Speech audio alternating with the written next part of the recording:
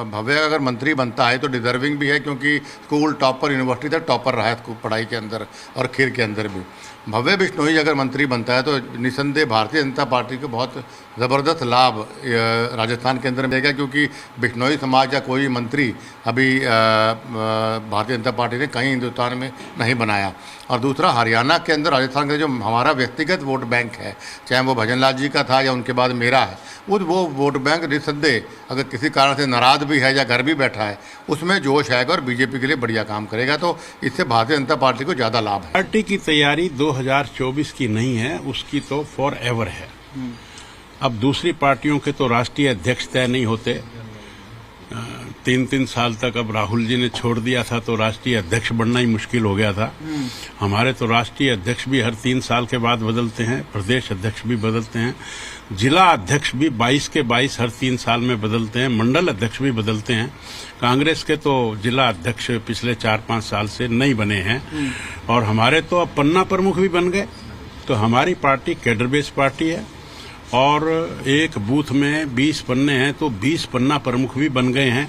तो हमारी पार्टी तो 24 घंटे, चाहे इलेक्शन पंच का, सरपंच का, ब्लॉक समिति के चेयरमैन का, जिला परिषद का, पार्षद का, मेयर का, एमएलए का, एमपी का, किसी का हो, हमारी तरफ से इलेक्शन आज करवा लो, हम तैयार। लेकिन ये एक अच्छी खुशी की बात है कि केंद्र ने भी एफआरपी बढ़ाकर 10 में बढ़ाकर के 315 रुपए की है।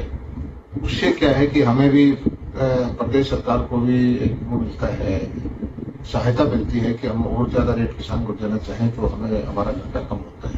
के तौर पर मैं तो हमेशा ही कोशिश करता रहता हूँ किसान को ज्यादा से ज्यादा भाव मिले और हमेशा हमारी कोशिश ये रहती है कि हरियाणा जो है किसानों को अच्छा भाव दे। टेबल पर सब आए। आपने देखा होगा कि पूरे हरियाणा के सभी समाज के लोग, वो जाट हों, नॉन जाट हों, पंजाबी हों, ब्राह्मण हों, खत्री हों, दलित हों, NTDNT हों, हर समाज से जो हैं उनके लीडर्स जो हैं उपस्थित रहे हैं और साथ साथ यूथ थे, महिला थे और सभी जो सेक्शंस ऑफ द सोसाइटी कहे जाते हैं, किसान लीडर भी उसमें थे, वो सब उपस्थित रहे।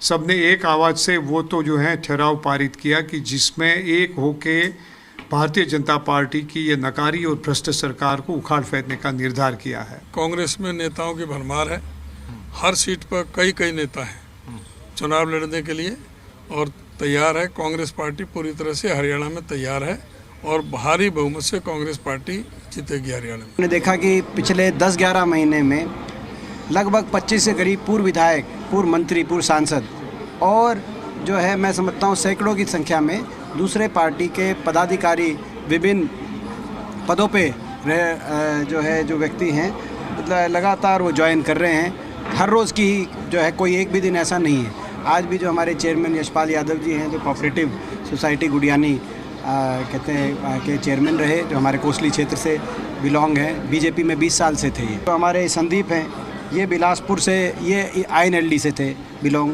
गुड़गांव में बिलासपुर है। ये आप अभी देख रहे हैं, मैं मतलब जो है कोई ये है को अनिल एडवोकेट है, तो कहना मतलब अनु पचगांव है। लगातार जो कार्य ज्वाइनिंग का क्रम जो चल रहा है और लगातार चल रहा है। लोगों का विश्वास है। नेता कौन होता है? जिस जनता का जिसके प्रति लोगों में विश्वास बन जाए।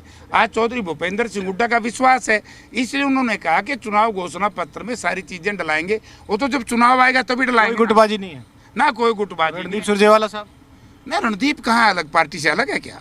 वो पार्टी के अंदर ही है, गुटबाजी कहाँ है? तो CM कौन बनेगा? मैं बताता हूँ, जो लोगों के दिलों में बसा हुआ हो और जो जिसके ऊपर लोगों का विश्वास हो। बीजेपी का जहाँ तक सवाल है, उनके पन्ना प्रमुख सिर्फ पन्नों में है, धरातल पे नहीं है। धरातल में चाहे उनके मुख्यमंत्री जाएं, चाहे देश के गृह मंत्री जाएं, चाहे हरियाणा के कृषि मंत्री जाएं, चाहे देश के रोड परिवहन मंत्री जाएं, हर जगह इनका विरोध हो रहा है। इस विधायक वाली पार्टी आज तक अपना संगठन नहीं बना पाई। इनकी जब मीटिंग होती है वहाँ पे 4-4 मुख्यमंत्रियों के नारे लगते हैं।